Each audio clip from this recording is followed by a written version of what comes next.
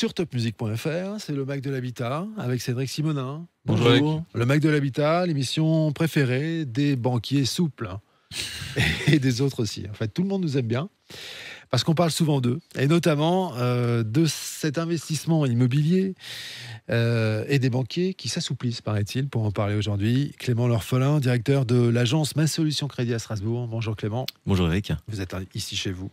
Ah, c'est vrai cette histoire, les banquiers s'assouplissent. C'est un peu, c'est bizarre. Oui. La phrase est bizarre. La phrase est bizarre, oui. Les maîtres yogis, donc à bien se tenir, car, vous voyez, écoutez bien Eric, effectivement, les banques s'assouplissent. Cette contorsion normative va faire le plus grand bien à nos investisseurs immobiliers. Donc Clément, ça bouge en ce moment. Alors pour les non-initiés, est-ce que vous pouvez nous expliquer comment déjà se calcule le taux d'endettement pour un investissement immobilier ? Oui, avec grand plaisir. Alors, tout d'abord, on va rappeler que le taux d'endettement maximum aujourd'hui autorisé est de 35%. On le répète à chacune des émissions qu'on fait, mais c'est très important parce que c'est vraiment aujourd'hui une règle qui est contraignante pour tout le monde. Et donc, le taux d'endettement va se calculer tout simplement en prenant l'ensemble des revenus qu'un emprunteur a, donc revenus salariaux et revenus fonciers, le cas échéant.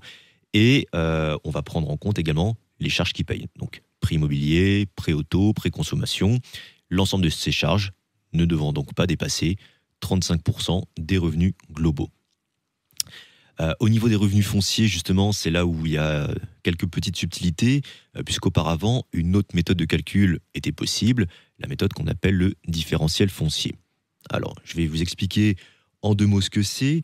Au niveau du différentiel foncier, on va prendre en compte les revenus fonciers perçus, et les banques, pour différentes raisons, vont proratiser ces revenus fonciers à hauteur de 70%. Donc, par exemple, sur des revenus fonciers perçus de 500 €, on va retenir 350 €.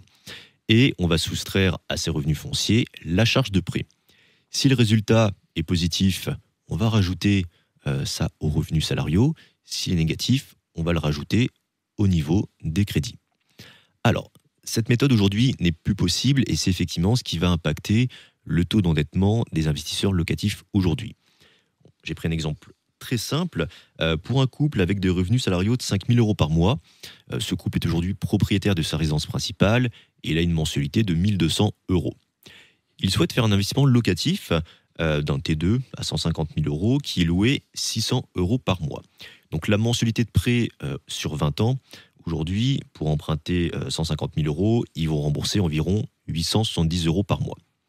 Alors, avec l'ancienne méthode qui nous permettait de faire le différentiel foncier, donc en faisant le différentiel, on avait 450 € à ajouter dans les charges, et donc on avait un taux d'endettement global de 33%. Donc c'était un dossier qui était tout à fait réalisable au niveau de l'endettement. Aujourd'hui, avec la méthode où le calcul est plus simple, mais on voit qu'il va être moins favorable, on va être à un taux d'endettement de 37%.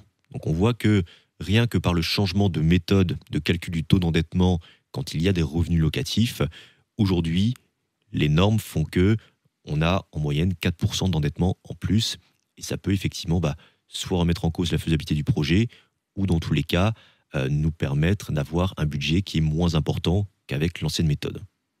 Alors, on dit que les banques s'assouplissent. Oui. Donc jusqu'à présent, on n'a pas vu en quoi. Voilà. Alors, sur quel point en particulier ? Est-ce que vous pouvez aussi nous donner un exemple ? Alors, aujourd'hui, les banques peuvent déroger sur 20% de leur production à toutes les contraintes qu'on connaît, donc notamment les 35% de taux d'endettement. Et sur ces 20% de dérogation possibles, auparavant, 80% devaient représenter le financement de résidence principale et les autres 20% étaient libres. L'assouplissement qu'on a connu dernièrement est que sur les 80% sur les 20% de dossiers sur lesquels on peut déroger, maintenant ça va être 70% de résidence principale et 30% d'autres projets. Donc on voit que cette mesure est favorable aux investisseurs locatifs puisqu'on va avoir une plus grande proportion de dossiers sur lesquels on peut déroger. Donc sur la globalité des dossiers financés, on va passer à une dérogation possible de 4% auparavant à 6% désormais sur les investisseurs locatifs. Il y a un ange passe, un ange est passé. Donc on voit effectivement qu'il y a eu un assouplissement, une prise de conscience au niveau de la Banque de France, mais que d'autres assouplissements peuvent être envisagés, notamment si demain la manière de calculer le taux d'endettement par le différentiel foncier est remise en application, on aura encore davantage de souplesse. Donc on a connu effectivement un assouplissement, mais il y a encore d'autres choses qui peuvent être mises en place, nous permettant d'alléger encore davantage les contraintes qu'on connaît aujourd'hui. Est-ce que... Pardon, vous voulez dire quelque chose? Non, pas du tout, je vous écoute. Non, je suis juste perdu sur mes fiches. En fait, Oui, je vois, mais il n'y a pas de fiche. Moi, j'ai pas de fiche. Alors, Moi, j'ai pas de fiche non plus. Est-ce qu'il y a d'autres points sur lesquels il y aurait des assouplissements ou... Parce que vous dites s'il pourrait y avoir, vous en avez en tête, ou c'est juste une injonction comme ça ou... Alors, dans l'immédiat, effectivement, il n'y a pas d'autres assouplissements qui sont prévus, mais après, il y a plein de possibilités, plein de choses qui peuvent être assouplies. Voilà, là, on parle de la proportion des dossiers sur lesquels les banques peuvent déroger. Mais pourquoi pas demain avoir une annonce sur la durée de prêt qui peut être allongée, hein, pourquoi pas passer sur 30 ans au lieu de 25 ans.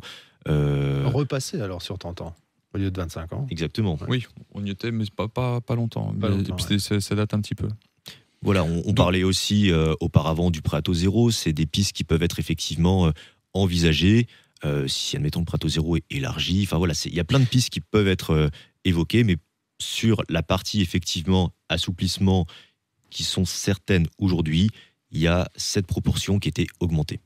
J'ai une petite question. L'assouplissement des banques est-elle liée au fait que le taux augmente? C'est-à-dire que plus le taux est haut, est-ce que, si c'est le cas, les banques ont tendance à lâcher un petit peu du lest ou pas? Parce que du coup, je vois ça naïvement, mais du coup, plus le taux est haut, plus elles gagnent de l'argent. Alors, il y a deux choses à voir, effectivement. Il y a déjà dans l'immédiat, plus les taux vont continuer de monter, moins le budget des acquéreurs va être important, puisqu'on est toujours soumis aux 35% d'endettement maximum. L'autre chose, effectivement, qui est positive, c'est que plus les taux vont continuer de monter, plus les banques vont reconstituer leurs marges. Donc, effectivement, à terme, ça peut être une bonne nouvelle pour un assouplissement, puisque en reconstituant leurs marges, la bonne nouvelle, elles vont pouvoir faire plus de volume par la suite. Des taux qui augmentent, parce qu'on parlait pour l'été, là, de cet été, de 4% il n'y a pas si longtemps. Bon, voilà. Pour l'instant, j'ai l'impression que ça en prend la direction. Il y a certaines banques qui sont Donc, déjà.